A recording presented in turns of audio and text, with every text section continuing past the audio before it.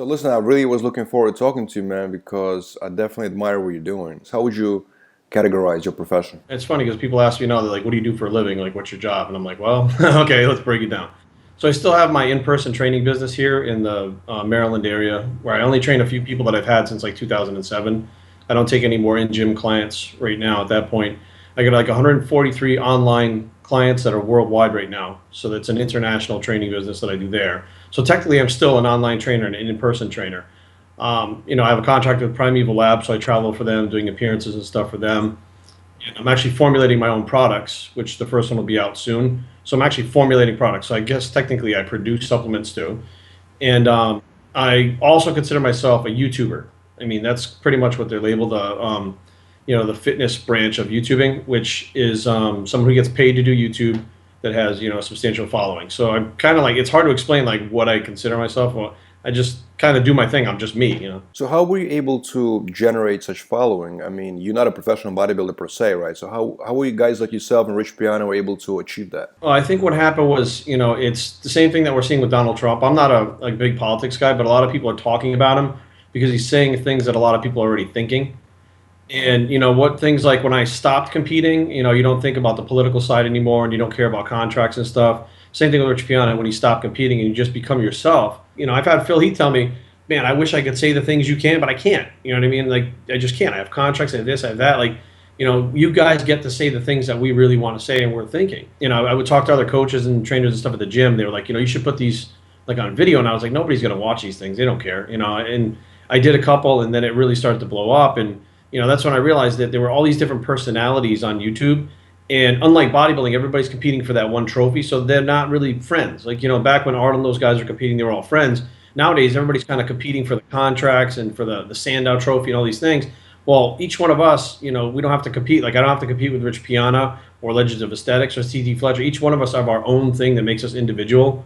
And like when we travel on this, YouTube circuit now, we're all friends. Now, you're very honest on your channel, and I've heard one of the stories you talk about molestation when you were younger and stuff like that. It's very honest. Do you ever regret saying certain things? No, absolutely not. I mean, I don't even know what I say. Like, there's no script. I turn the camera on and I go. And sometimes I watch the video afterwards. I'm like, wow, I can't even believe I said that. But, that video, when I put it out, I didn't realize it would be one of the most powerful videos that, I would put out. It really made a lot of people, between emails and coming up to me and stuff like that have all gone through that. And, it was at a time in my life where me and my ex were splitting up and I was already going through a bad time. And I had to confront this situation with my parents because they were both getting really old and unhealthy. And, if they had passed away, I never would have come to terms with it. So I just said, at this point, let me just dive into this and we'll get through it. And I told my mom, I said, I'm going to make the video because it'll help people. And my mom told me flat out, if you think it's going to help people and it's going to do something good, then go ahead and make the video. And I made the video the next day. I put it out, and like the response was just, I mean, you're opening yourself up to be just destroyed by the trolls. And I knew it. I said, there's going to be negative feedback, positive. There's going to be a blend of it. And I'd say it was like 99% positive feedback and, maybe 1% negative feedback. Now, what about the topic of steroids? Because obviously you've made videos where you talk about your experience with steroids. And obviously, you tell people not to do it, right, specifically, or many times you've told them not to do it, but then you did it, and then, of course, do you feel ever responsible? Because the thing is, kids listen to you, right? And do you ever think that even though you're telling them not to do it, they're still going to do it just because you did it? I think that my message comes across a little bit differently. Like, I'm not the guy that comes to your school who's like a professor and says, don't do drugs, stay in school. I'm the guy that says, I just actually had a kid ask me this, this trip in the expo. He said, do you regret doing steroids? I said, I would not be standing here talking to you right now if I didn't do steroids. If I hadn't taken steroids, I wouldn't be where I am right now. Arnold Schwarzenegger wouldn't be who he was without them. So for us to say that we regret them would be a lie. Was it, a means to an end? Yes. Did I have other things going for me at the time? Honestly, no. I had learning disabilities that kept me from doing well in school. I had no direction. I was getting in trouble. Taking the steroids kept me in the gym and kept me moving in that positive way, even though it was destructive to my body. So it was almost like a trade-off. It was like, is it more good than bad that's happening? And what's the trade-off for? For me, the trade-off was, it worked out. Here I am right now doing this interview in Generation IR, which never would have happened if I hadn't taken steroids. I never would have gotten out there like that. But when these kids come up to me, like I had a kid who was like 19, and he was like, I'm in school for this, that, I want to compete. What do you think? And I was like, you're 19. What are you going to school for? He was in school for law or something like that. And I said, look, do what you got to do, get your degree. Competing isn't going anywhere. It's always going to be there. You're not, you know, at 19, I remember thinking I was mature enough to be able to handle drugs and stuff like that. I wasn't. You know, give it time, think about it a little while, finish what you're doing first, and then, you know, when you're a little bit older, if you decide this is the route I want to go down, you know, you take a more responsible look at it and decide if it's for you. I personally don't have a moral issue with steroids whatsoever. I mean, most people, you know, don't have an issue with smoking or drinking or whatever, Tylenol, whatever the case may be. It's a legal issue. You know, I don't want to see these kids get wrapped up in something, get locked up because they got a couple bottles of testosterone shipped to them from somewhere, and you know now they have a felony arrest record that they can't get a job later on, even though they do have a degree. Do you think steroid use is an issue especially amongst just teenagers and you know young adults that are getting into weightlifting? Yeah, nowadays I think it definitely is. I mean, back in the day when I was in high school, maybe a couple kids, you know, got their hands on some D-ball or something like that.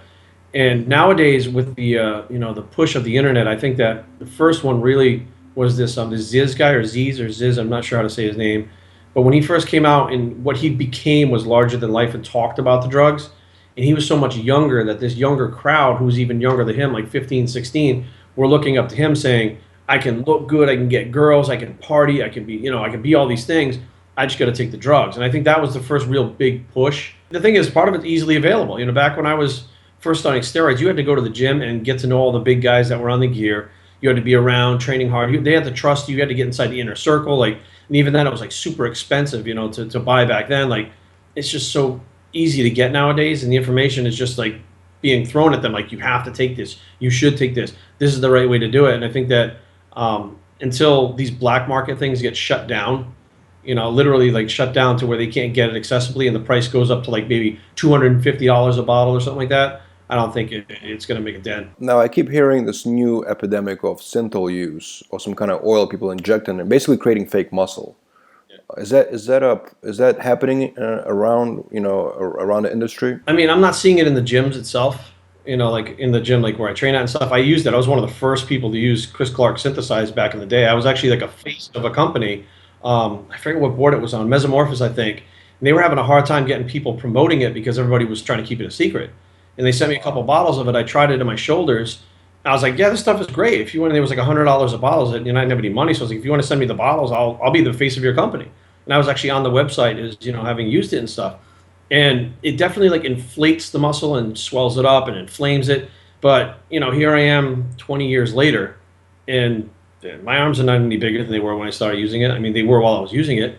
So is it widespread? You know, I just asked somebody the other day, you know, another pro, I said, you know, do you hear about guys using it? And he said, I keep hearing it. He goes, but I don't see that look. He's like, you know, very rarely do I ever see that look. I think he said some of the European guys might be using it more than the, you know, the American guys. Like Boston Lloyd uses it, and he's very open about using it. And you wouldn't even be able to tell if he didn't tell you. You know, it's not like it's so absurd looking. You know, everybody talks about Greg Valentino using it, and he said he never used it.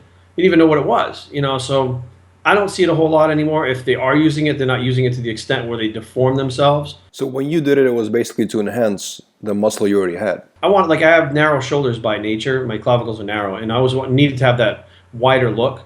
And Trevor Smith, who owned Nuclear Nutrition, was the one that was selling, I think it was SEO was his brand.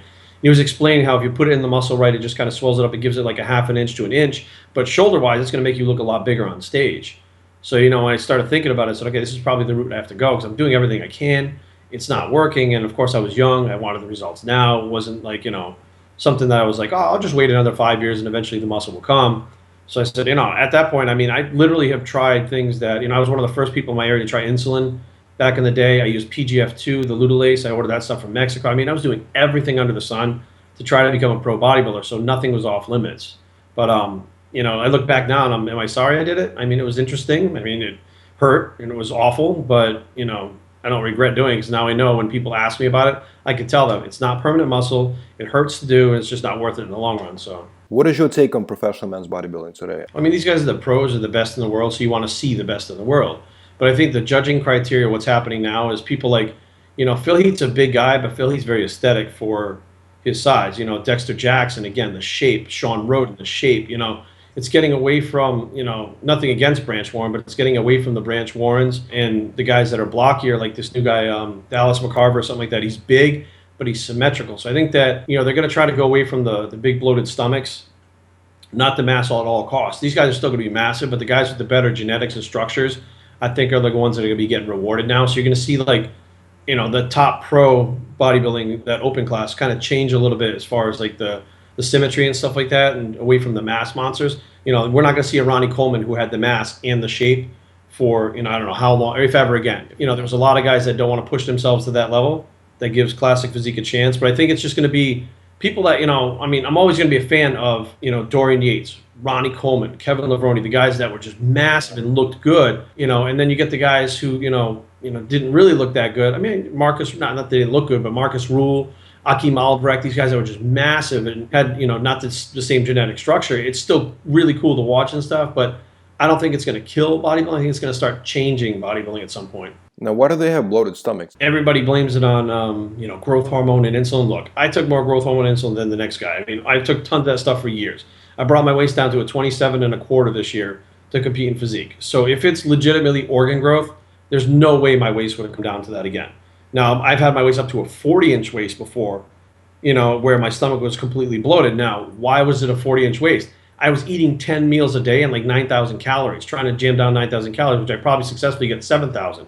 You eat 7,000 calories worth of clean food, your stomach is going to stick out. It's like the day of the show, Dorian Yates said he barely used to eat at all to try to keep his stomach flat. When I did physique this year, I literally had a little bit of chicken breast in the morning. My stomach was flat as a board. I saw guys backstage eating rice cakes and peanut butter, which is not really a lot of food, but was enough to make their stomachs bloat. So when they hit their quarter turns, it would stick out a little bit. So I really don't believe the hype about IGF and growth hormone and insulin. I don't believe that's what's causing the guts. I believe it's a massive amount of calories, and their frames are not made to hold that amount of muscle to begin with. So everything starts to look distorted. So you have like the transversus that loosens up, allows the stomach to stick out. Everything kind of looks weird, but I don't think it's the receptors in the organs and stuff and all that shit. I honestly think it's the food. I mean, Jay Cutler also pointed out that he said, when he was Mr. Olympia or even competing, his waist was wide from the front because he was wide boned, but he never had a big stomach. But he said, listen, he trained abs almost every single day.